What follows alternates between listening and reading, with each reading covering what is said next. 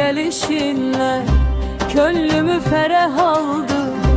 Her şirin söz içime sevgi tohumu saldı.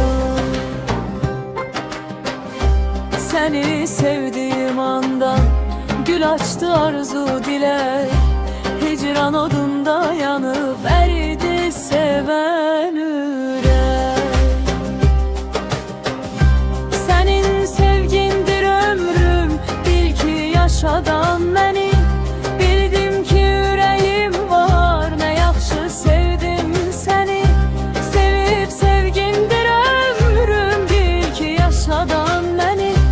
Bildim ki yüreğim var, ne yaxşı sevdim seni.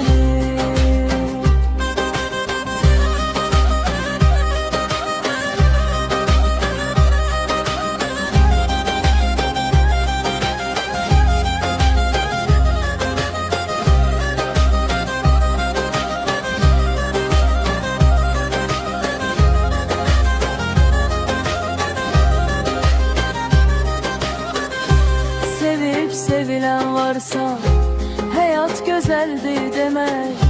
Selvi mehabbet ile yürek döyülsün gerek.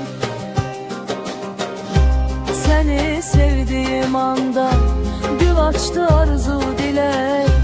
Hicran odunda yanıp eridi seven yürek. Senin sevcimdir ömrüm, bil ki yaşadan beni. Bildim ki yüreğim var, ne yaxşı sevdim seni.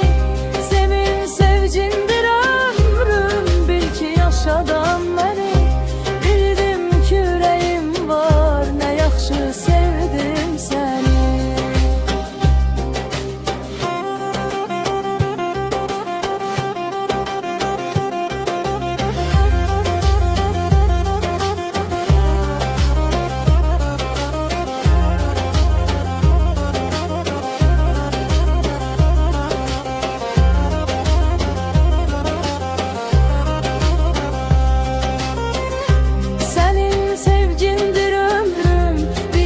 Yaşadan beni, bildim ki yüreğim var, ne yaxşı sevdim seni.